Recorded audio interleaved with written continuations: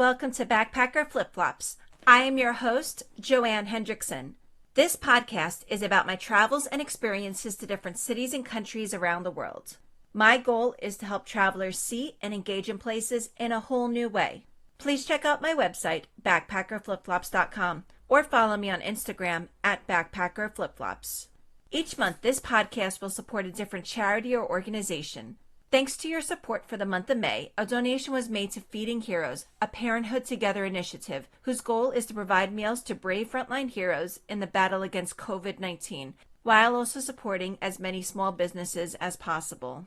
New for the month of June, for every 5-star review for the podcast, and now also for every YouTube subscriber to my YouTube channel, Backpacker Flip-Flops, $1 will be donated to Facing History and Ourselves. This program uses lessons of history to challenge teachers and their students to stand up to bigotry and hate.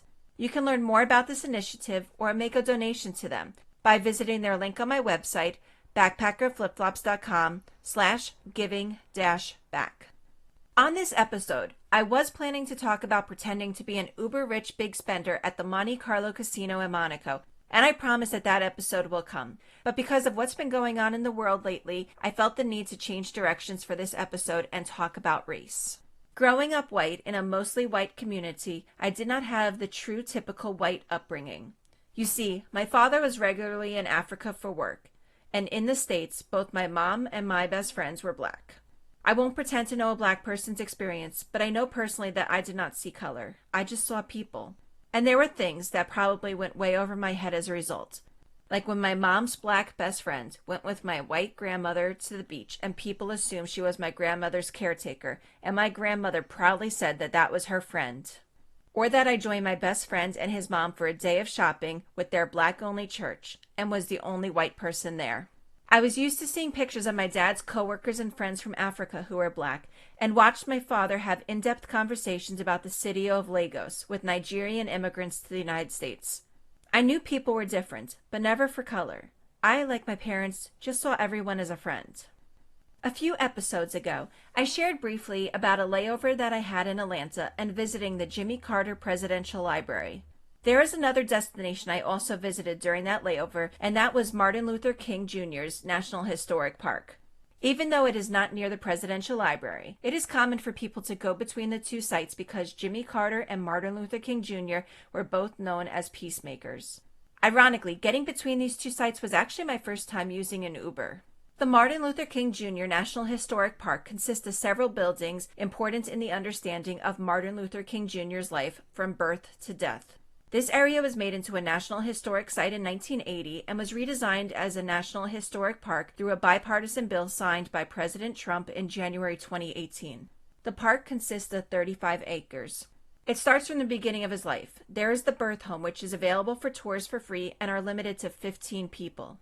It is located at 501 Auburn Avenue and is in the area referred to as Sweet Auburn Historic District. Sometimes when people are looking at historic sites, it can be hard to figure out which house is the historic one, but there is a plaque right in the staircase noting that this house is important, so it is easy to recognize.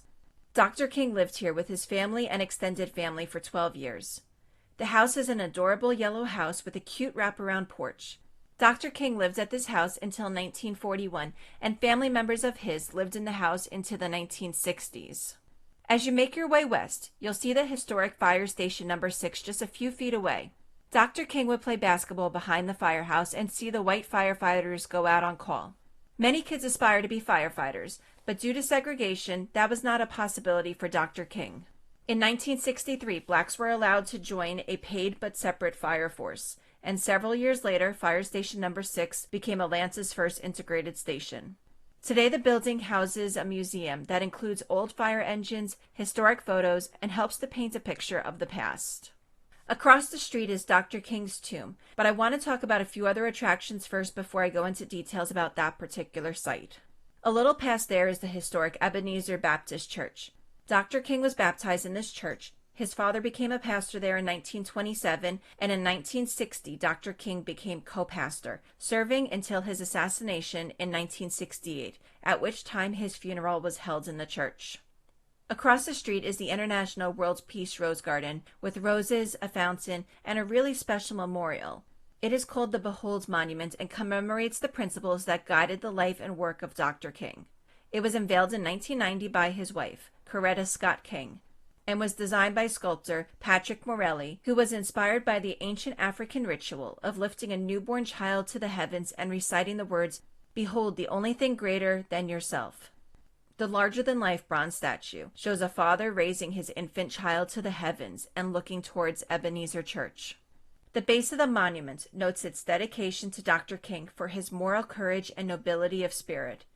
In the same park is the International Civil Rights Walk of Fame, which was created in 2004 and recognizes the courageous individuals who fought for equality. It features 2x2 granite markers featuring actual footprint impressions of civil rights and human rights icons, including Maya Angelou, President Jimmy Carter, Justice Thurgood Marshall, and Rosa Parks.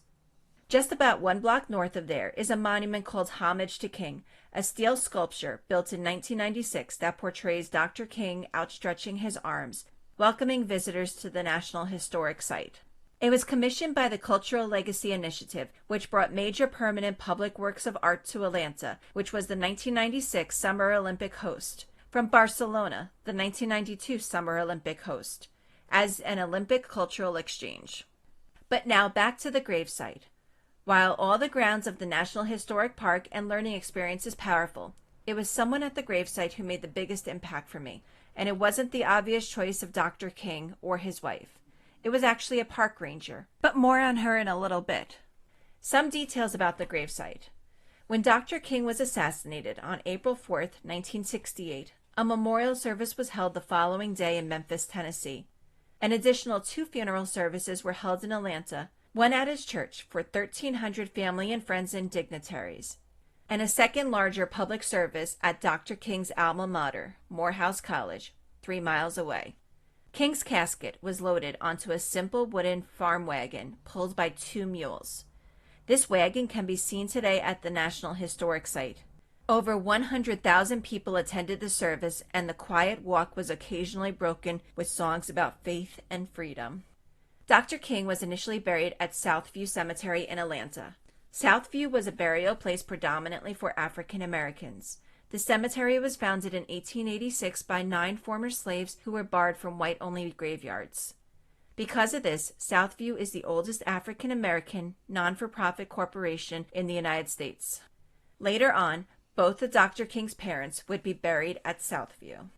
In 1977, Dr. King's body was exhumed and reburied in the plaza between the King Center and Ebenezer Church. He was buried in a single crypt faced with Georgia marble in order to acknowledge his southern roots.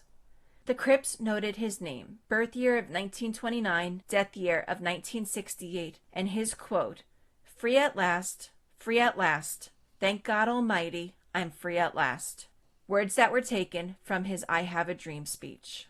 The site originally was just his crypt, but over time a memorial park was made of brick and concrete, and then also an archway was added covered behind it, and then gravel was added surrounding that. The gravel was later replaced by a reflecting pool, and his crypt was put onto a raised pedestal in the middle. An eternal flame was also added to the site. When Coretta Scott King died in 2006 at the age of 78, she was initially interred in a smaller white tomb near Dr. King's grave until a larger matching crypt could be constructed. The words on her side of the crypt include her birth year, 1927, and death year, 2006, and a quote from the Bible passage from Corinthians. "And now abide faith, hope, love, these 3, but the greatest of these is love." And so many years after the death of both Dr. King and his wife, here I stood, in front of the pool looking out at his grave. At this grave lay a famous man who helped create change and inspire the world. And somehow I was the only person there, minus one park ranger. I felt a bit suspicious before I saw the color of her skin, seeing someone in a uniform walking towards me. Since no one else was there, I was afraid maybe the plaza was off grounds and I was doing something wrong. I think the park ranger could sense my nervousness, and she said, "You're fine here, and thanks for coming. Please feel free to walk around the grounds too, and stay as long as you would like." She also pointed out some of the other important attractions nearby.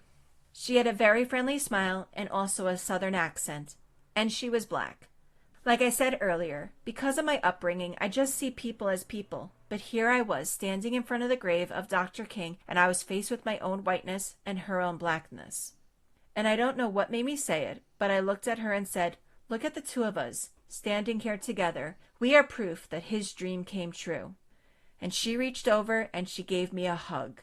A big hug. And tears started coming down her face, which made me start crying too. She said, "It absolutely is true." Looking over at the grave, she said, "He could see a day that two people like us not only could join hands but even hug one another and see each other as people." The park ranger and I cried for a few moments. Just how pure this moment was. And we talked. I shared with her about my upbringing, and she shared with me about hers. We were two total strangers, two different life stories, but two people who could just see people as people. We talked about how people are truly good at heart. She thanked me for me and my family being able to see past people's colors of their skin, and I thanked her for her openness and kindness. We laughed, we cried, we were humans, and we were Dr. King's dream.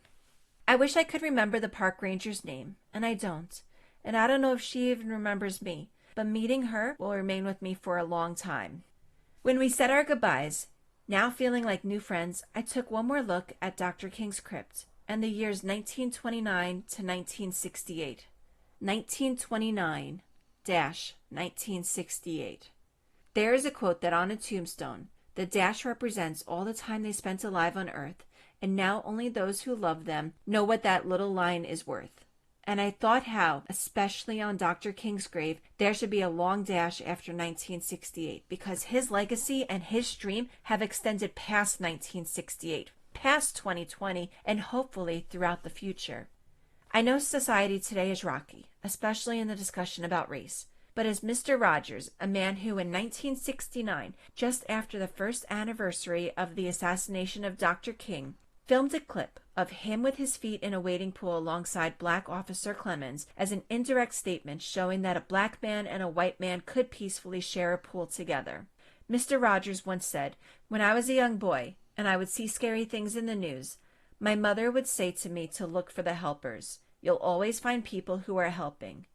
And maybe those helpers in today's society can be as simple as a white tourist and a black park ranger being able to give one another a hug. A small act nowadays, an unimaginable act decades ago, but at a minimum, two individuals who could see one another for the content of their character and not the color of their skin. If you make it to Atlanta, I highly recommend visiting all of these sites related to Dr. King. And there is one more that I would recommend adding to your itinerary. It is the house located at 234 Sunset Avenue in Atlanta. This house was acquired by the National Park Service and will at some point be open to visitors. The significance of this house is that it is the house that the King family moved in 1965, and that means it is also the house that was Dr. King's last residence. The house is very humble, and it makes you realize that even though Dr. King is now seen larger than life, during his life he was an ordinary person who achieved extraordinary things. And it shows us how anybody can create change just by showing love. Thank you so much for your support for Season 1 of the Backpacker Flip-Flops podcast. I will be back soon with Season 2. To be notified about updates, please subscribe to my Instagram channel at Backpacker Flip-Flops. If you enjoyed this episode, please leave a 5-star review and tell a friend. For every 5-star podcast review, as well as for every new YouTube subscriber of the Backpacker Flip-Flops YouTube channel this month, $1 will be donated to Facing History and Ourselves. You can connect with me on my website, backpackerflipflops.com, or follow me on Instagram at backpackerflipflops. Pictures from the Dr. Martin Luther King National Historic Park are available on my Instagram page, as well as on my YouTube page, Backpacker Flip-Flops. Thanks so much for listening. Till next time, ciao, adios, auf Wiedersehen, bye.